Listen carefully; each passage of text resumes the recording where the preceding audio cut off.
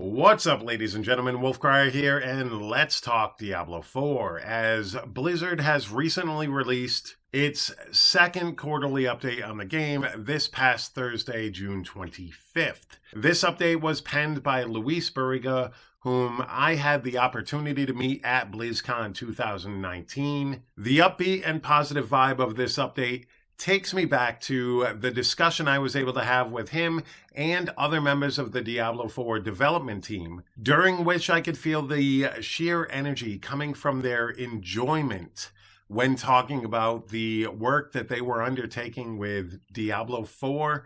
And this is a franchise that they seem fully vested in, a story, a game that they will pour their heart and souls into over the next, what I'm guessing is a couple of years at least. In the update, Luis talks about the team's experience playtesting a fully blocked out area in the game, the Dry Steppes, a dangerous and war-torn area within the world of Sanctuary, home to ruthless cannibals.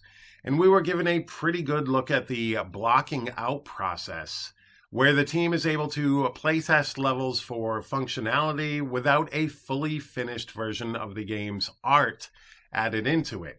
Something that is usually kept behind the scenes, something we don't normally get to see. So for me at least, this is a pretty special treat to see things normally reserved just for the development team, especially within a AAA game such as Diablo 4. Now, we also learned a little bit about how the story would be told in terms of in-game camera movements during conversations, as well as in-game cinematics. The storytelling will attempt to keep you immersed in the world in which you are playing as much as possible, utilizing multiple tools for conveying the feel for the story. And reading this, I kept thinking about Elder Scrolls Online for some reason and how they handle interactions with NPCs, which is something that I think is pretty cool.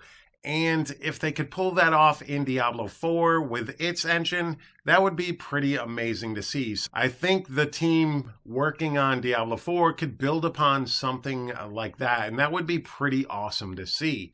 But we'll have to see how things shape up and how it actually plays out in-game when it launches, or if we get a better sneak peek later this year or early next year when it comes to those in-game cinematics with regards to NPC interactions and that sort of thing. The next thing they talked about was actually one of my favorite things about the upcoming Diablo 4 game, and that's the open shared world aspect.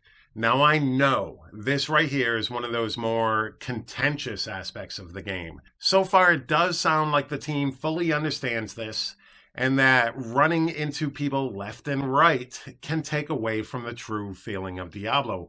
That overwhelming feeling that times are desperate right now, and the heroes of Sanctuary are in short supply. From reading this update, and from my personal experience with the demo at BlizzCon 2019, the ultimate goal is that you keep your story and any dungeons that you attempt as your own solo experiences. And while you're exploring and doing side quests and running around the world, you can occasionally run into a fellow player here and there, and it saves those bigger congregations of players for PvE and PvP world events.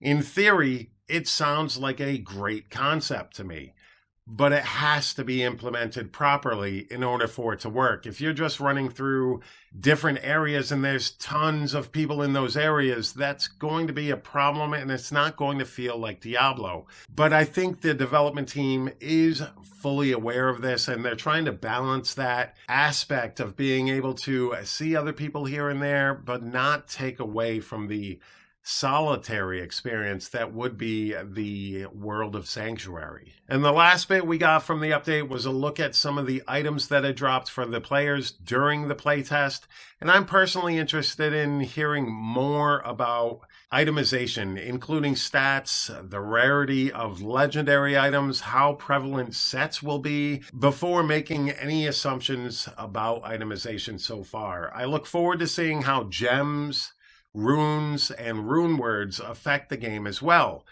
So far, though, at least to me, it looks more intriguing than Diablo 3's itemization, but we're probably an update or two away from knowing whether or not that holds true. I have to say, though, overall, I'm impressed with this update and the behind-the-scenes aspect of it, and cannot wait until the next one drops. But all right, ladies and gentlemen, I want to say thank you so very much for taking the time out of your day to watch this video. I always greatly appreciate it. Don't forget to hit that like button, hit that subscribe button, and let me know down in that comment section down below your thoughts on the latest Diablo 4 development update that came out last week. What are your thoughts? Are you looking forward to Diablo 4 as much as I am? Do you have reservations? And if so, what are those? Let me know down in that comment section down below. All right, ladies and gentlemen, once again, thank you so very much for everything, and you all have a fantastic day. Peace.